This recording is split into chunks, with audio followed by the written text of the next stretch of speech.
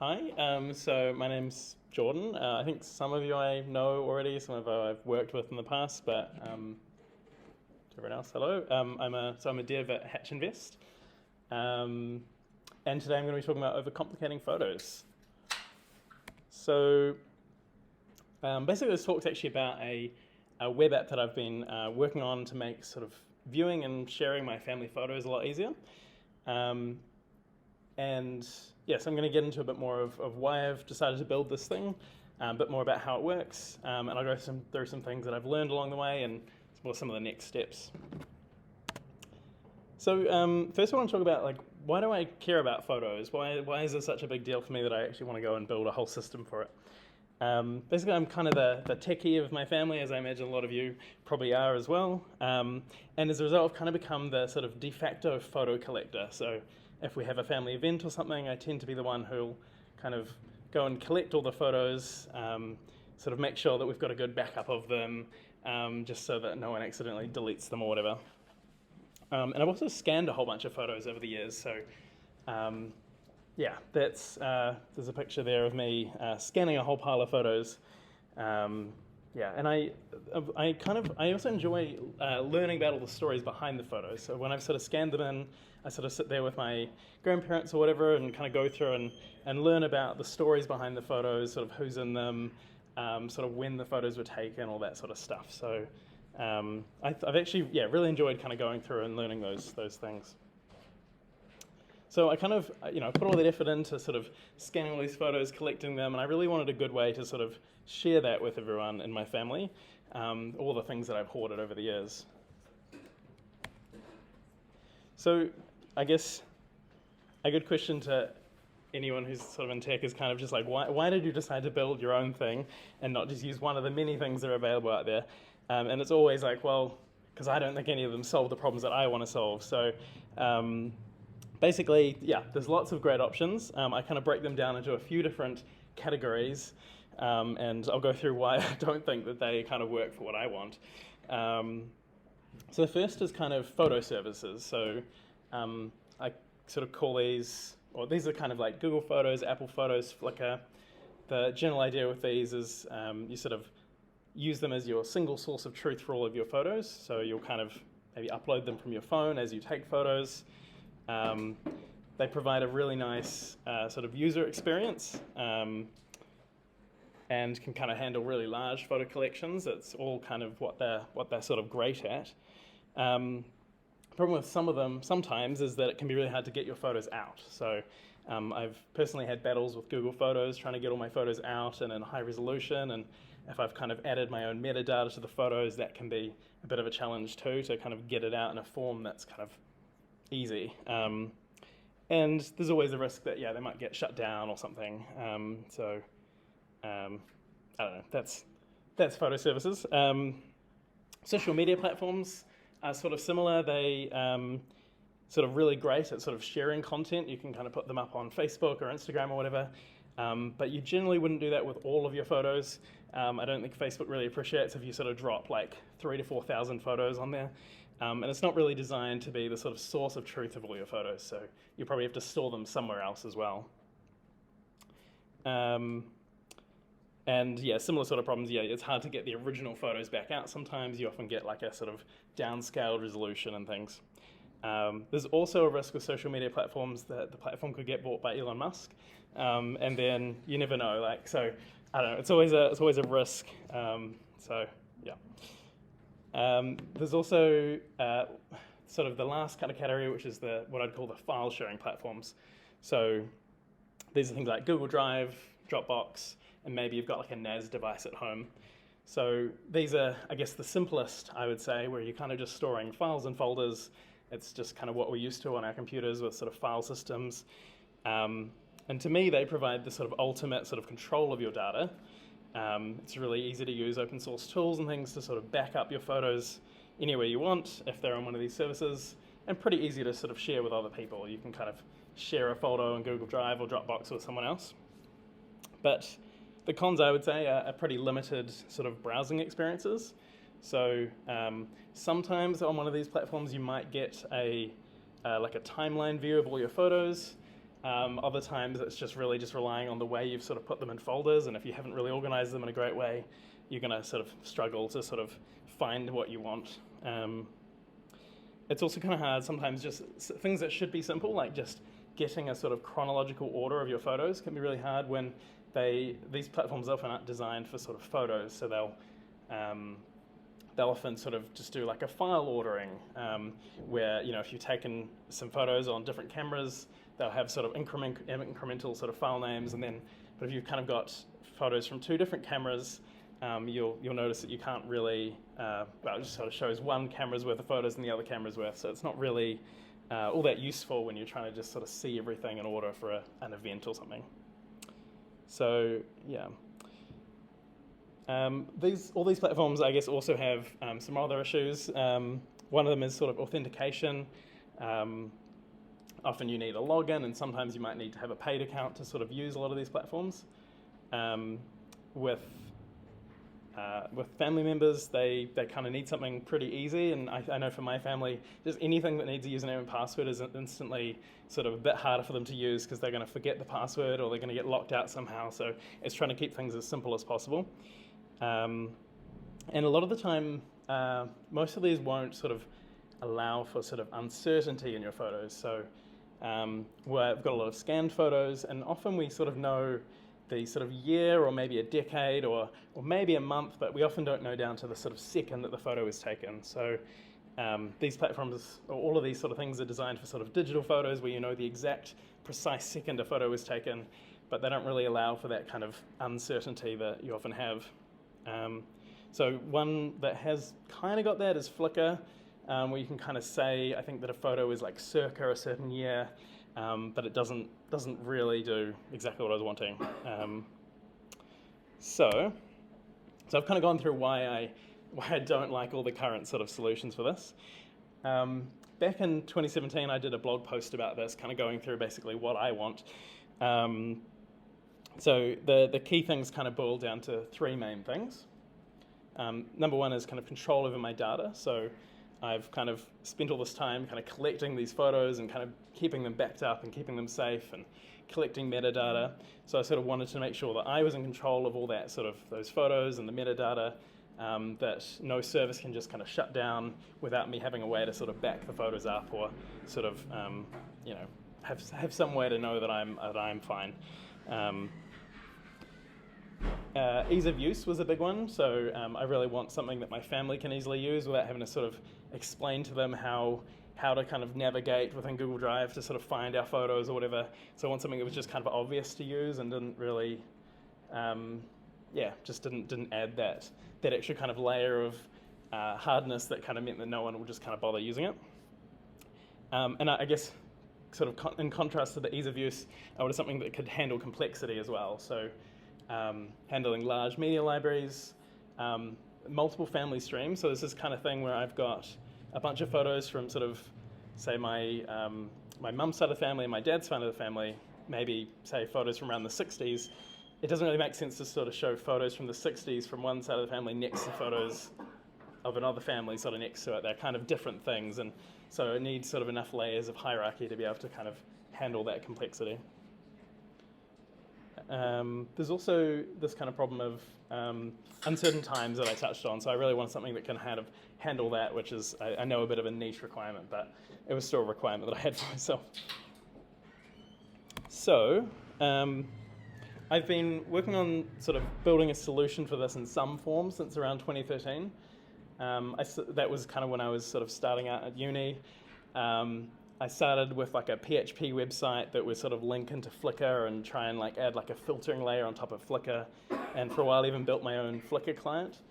But none of that really went anywhere. It wasn't really that useful. Didn't really solve all my problems. So it wasn't until 2019, which I know is a long time ago now, when I finally started building this memory museum project. So, yeah.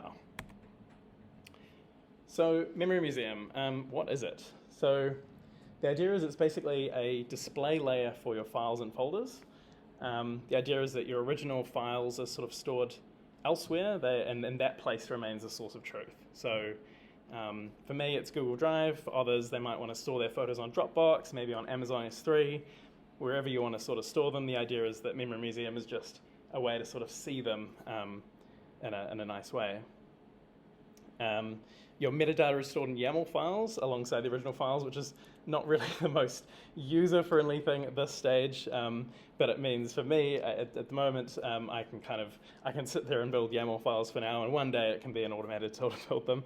But that's where all the sort of descriptions, places, times, and all that sort of information goes when it's not sort of stuff that's been pulled out of the file itself. And it's also got support for all the filtering and complex time logic and all that other sort of stuff that I really want. So I'll get into the tech stack a bit. It's a Rails app. No surprises, it's a Rails meetup. So it's got server-side rendered. Pretty much all the pages are pretty much server-side rendered with a little bit of stimulus JS in there, but not much. It uses Bulma for the CSS, active storage for image storage, Sidekick for background jobs, and then it's just Postgres and Redis on the sort of database side, I guess. Use GitHub Actions to build a Docker container, store that in GitHub. I should say Docker image. Store that in GitHub packages, and then host that container on my NAS at home. I use Cloudflare R2, which is kind of Cloudflare's sort of S3 compatible sort of storage thing, and they have like a good free plan, I think up to like 10 gig. And I use another service called Cloudflare Zero Trust, which provides a tunnel between the Docker container and Cloudflare's network. So that means I don't have to sort of worry about exposing my sort of home IP or anything to attackers on the internet. It kind of all goes through that secure tunnel to Cloudflare. And they also do an authentication layer, so I can, my family can log in with Google or Facebook or email links and things. Don't need to have my own auth layer just yet. So, yeah. Okay. So here's some of the kind of key concepts in Memory Museum. I'm editing my notes by accident. It's a museum for memories, so all of the concepts are kind of museum-based, which can cause problems when I kind of need a new concept and I can't think of a museum-based analogy for things, but basically sort of at the bottom level is an artifact. So I think of an artifact as essentially a memory. So, and to me, this is kind of getting a little bit philosophical, but a memory is kind of the combination of both a photo and some metadata about that photo to kind of make it into a memory. So if someone's given me some information like a description or a place, that's kind of what makes it a memory, not just the photo itself. So it's kind of, I don't know. So that's an artifact. A collection is essentially a folder. It's basically a collection is a set of artifacts, and then a gallery is a set of collections. So for me, a gallery is kind of what I use to sort of split up different parts of the family, to sort of say I've got a gallery for my parents, or for my direct family, and then one for my mum's side, one for my dad's side, one for me personally, that kind of thing. And I'll probably add some more hierarchy layers to the sort of structure at some point as I need them, but for now that's all I've got. So this is just like a real rough example of sort of what it's kind of doing, and I'll get into a bit more of the specifics later, but there's kind of just a folder on my computer here or on my Google Drive. There's a metadata file here for it, and then just a whole pile of JPEGs that kind of make up this collection. And this is actually another metadata file for one specific photo, and then this is kind of the resulting sort of collection when it's in Memory Museum. So you can't really see that, but this has kind of got like a date range on here of 1997 to 1998 and some like description on that whole collection. So I'm going to do a quick demo. So this is Memory Museum running on my laptop with my sort of test collection. That is not my family, but and neither is the sort of seal. So I'll just, this is kind of the main page sort of shows different collections. if I sort of scroll through here, I can see all sort of different descriptions on the collections. If I click into this one, just all pictures I've taken in Wellington, you can see there's a description here. It just sort of shows that all the photos in this collection are between 2017 and 2021. And if I sort of click into one of them, you can see there's a big focus on sort of showing the sort of metadata, because it's all about the sort of the descriptions and things as well as the image. So this one's just got the collection information here, but if I go to the next one, that's also got some metadata on the photo itself. So this one's sort of saying this one's a wide photo, which is not that interesting, but normally that would be something about, you know, here's Lester and on his birthday or whatever, and something that's actually interesting. Yeah. I've got an example as well of some of the metadata files.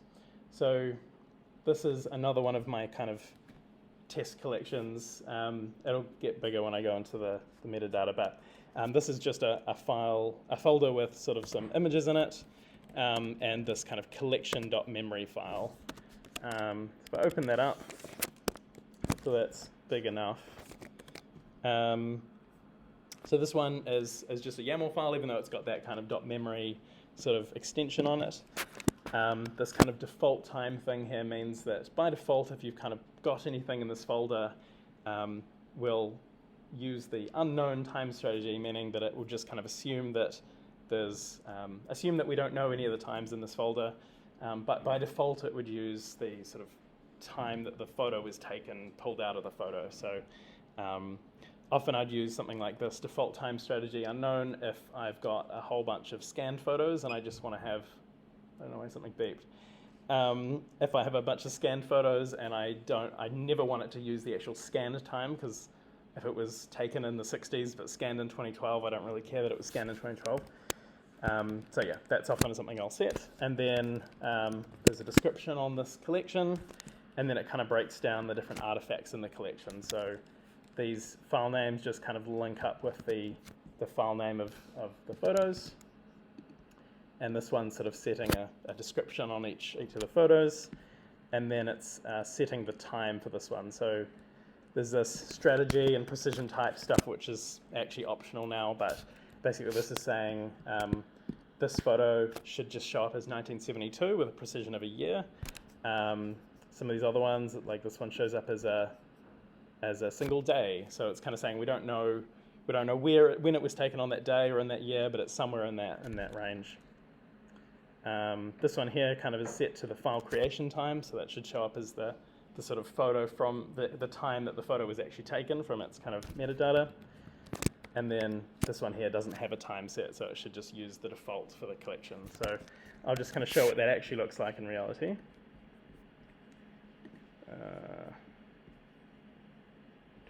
I forgot to mention the filters. You can kind of just filter between galleries and years and stuff. So this is that same collection when it shows up in Memory Museum.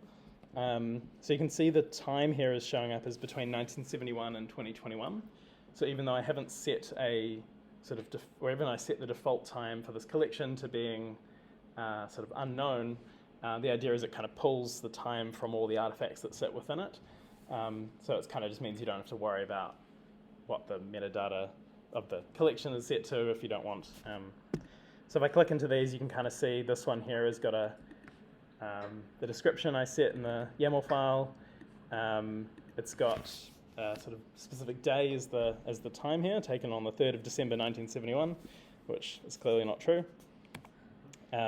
If I jump through some of these, you can see this one just shows up as 1972, sometime in that range, or this one was just February 1974. So it's kind of weird to see a photo with such like little information about it, but it's kind of neat when you've got a scanned photo and you just kind of see that it says somewhere in this range or whatever. It's nicer than it showing up as some random time.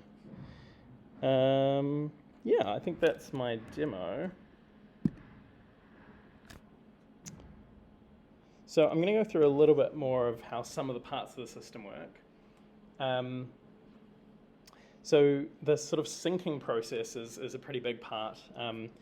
Basically, Memory Museum kind of regularly syncs up with your sort of file structure. So it's it's kind of actually storing stuff in its own database, and that's how we can kind of do the sort of searching and filtering and all that sort of stuff, rather than like reading it in from the YAML files and things on the fly. It also sort of stores a reduced size copy of the image in active storage. So it means that like if say Google Drive is down, or very unlikely, or I don't know, if it's not really dependent as you load it on these sort of third parties, it's kind of it just syncs to it on a regular basis. All the syncing runs in background jobs, running with Sidekick, and that means that they're quite easy to schedule. I just use the Sidekick cron scheduler gem that just kind of means I can kind of run the sync job a couple of times a day. And it meant that by sort of making all my syncing stuff background jobs, I could just kind of easily run it in parallel without having to really think about it. It just kind of meant that I can reduce the sort of sync time massively, because there's quite a lot of things that need to run at once to sort of sync the different collections and artifacts and all those sort of things. It uses database records to track all the syncs. So these are like a record, like a gallery sync or a collection sync, that just sort of tells it what we want it to do. So you can have a sync that's of the type update or delete, and that makes it really easy to sort of, I guess, track which collections have been touched by a sync. So we can kind of say, as it kind of goes through the sync process, it's kind of tagging all the different things that it's sort of seen on the sync, and then we know that anything that wasn't seen by a recent sync can be deleted, and then that kind of helps sort of keep things in sync and kind of clear out the old stuff. So that seems to work fairly well. And by sort of having that database record to sort of track the sync, it helps make the jobs idempotent, so we kind of know that if the sync has already started or if it's completed or whatever, we can just not run the sync again. That seems to work. Time. So time's another one of the sort of fairly complicated parts of the system.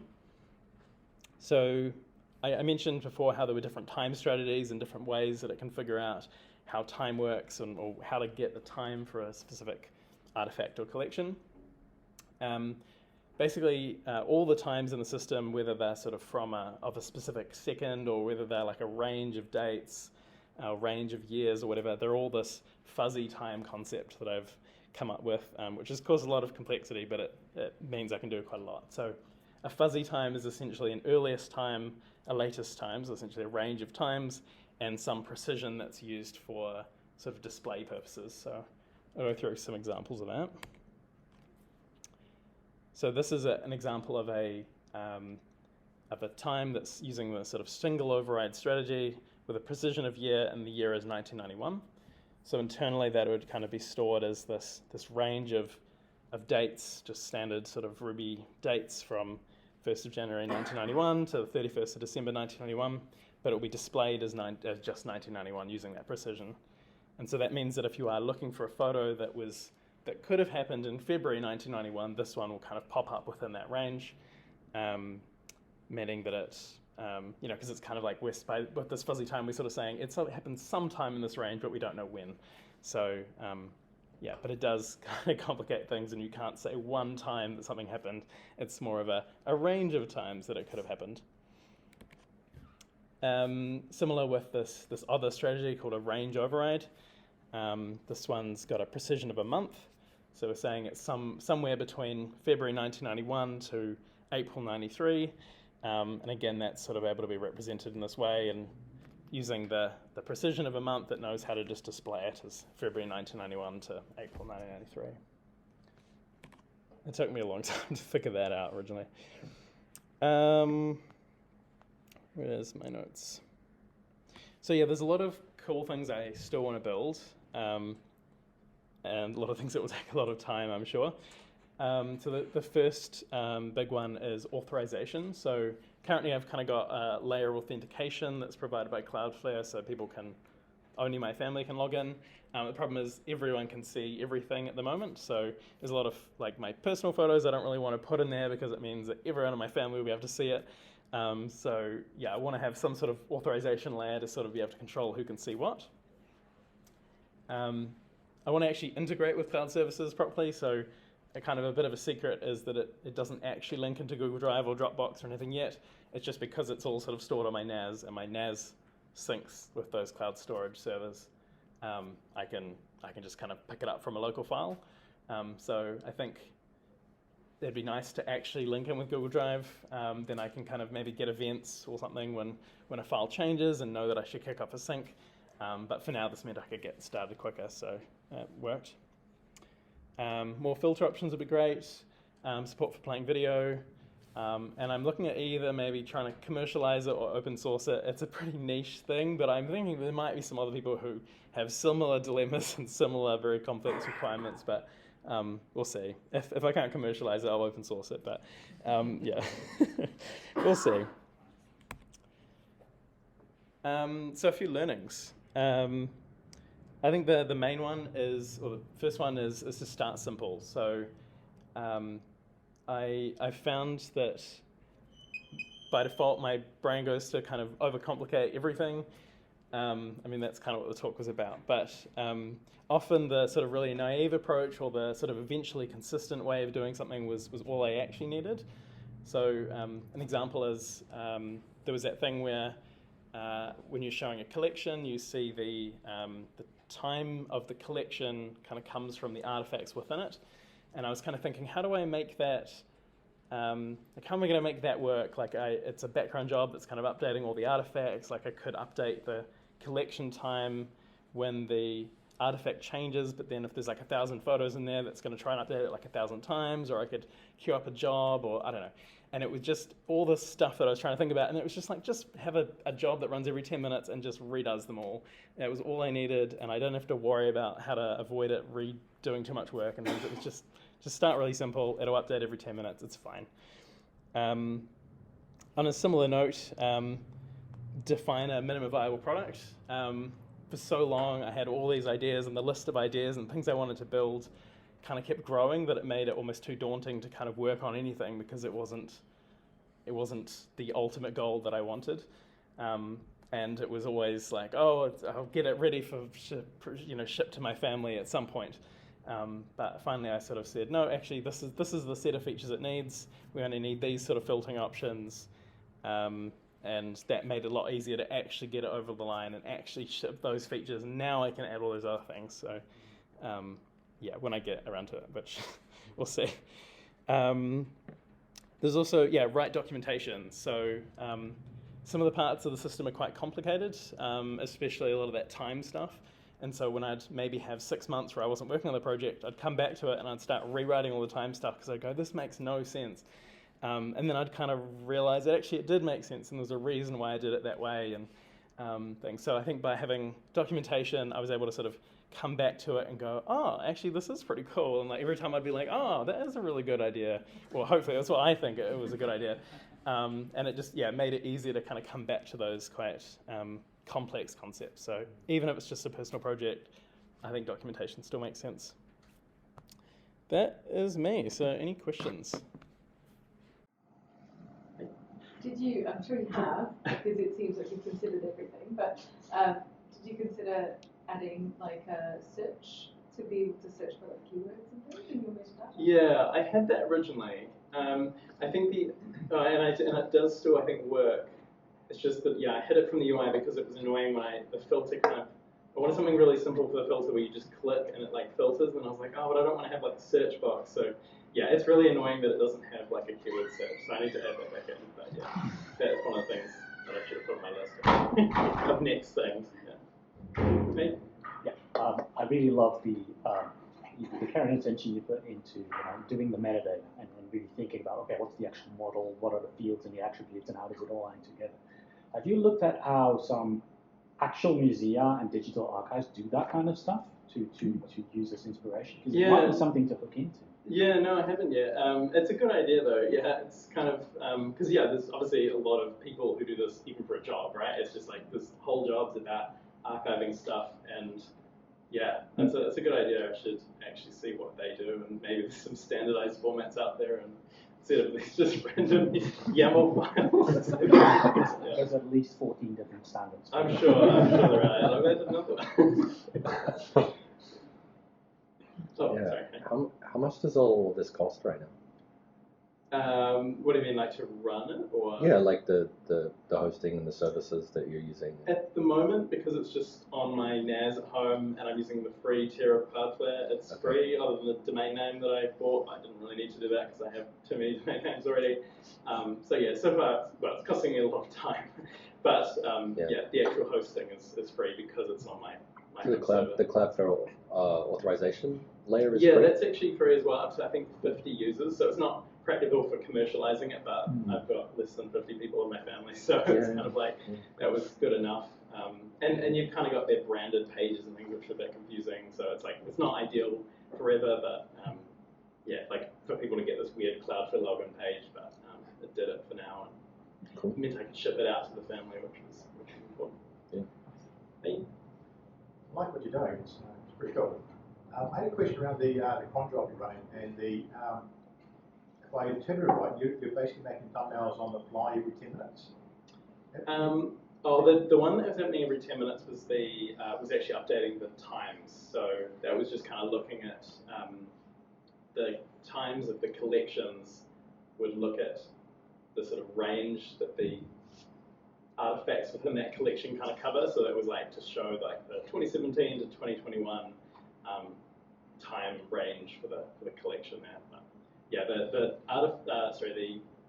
thumbnails are all sort of generated when it sort of first syncs an image, and then as long as the image hash doesn't change, then it won't redo the metadata, the thumbnails for that image. So. That answers the question. Yeah. There's actually a thing where I didn't put it in the slide, but there's actually another model called a media, and that kind of gets linked up to an artifact, but the media is kind of like a specific hash of an image. So it means if you've moved some images to another folder and then resync, it won't have to regenerate all the thumbnails. It will kind of just go, oh, right, that's got the same hash as that other file, and I'll just link it to that one, and then the other one might get deleted because you've moved the file. But yeah. How receptive has your family been? They seem to be like, wow, that's really cool when they use it. When they first start using it, I haven't got any analytics on whether people actually come back and look at it again. I think my parents do, or they say they do. Yeah, I think view it more as like a very long-term thing. Like when Christmas comes or whatever, I'll pop the photos in Google Drive, let Memory Museum sync, and just kind of be like, here's the link to it. And so I'm hoping, over multiple years, I think it'll be that sort of thing that they'll be like, oh yeah, that's where all the photos are. But I kind of had visions that they'd be like sitting there every night, being like, oh, memories. It doesn't really work like that, I think. Yeah, people aren't as don't value it as much as that. Have you thought, like, do you have ideas around sort of hooking in other sources of metadata, like training? I guess now you have this photo set of what your family looks like, and you can tag them in new photos and things. Yeah, I think there's a lot of cool stuff I'd like to do. I think, for now it was just further down on the list. I think one of the big ones I want to do is places, and actually, like sometimes I think we have proper like EXIF geodata that we could grab out information like that from, but sometimes I probably have this kind of quite fuzzy idea of a place as well. Like here's a country that it was in, and so it's how to map that out and things, and then you could actually show, the family's journey over multiple years or whatever. But in terms of like people and faces and stuff, I think, I'd love to do some more of that. Maybe an aside, I had a whole thing that I wanted to do with this, where it would kind of link in and also be like a family tree, because then if you kind of know all the pictures of a person, you can kind of, show that as part of your family tree, and it could also be the same thing that kind of lets you know this is this family and these are the people in that family, and you can show all the pictures of these people together, and but that's more complicated. Yeah.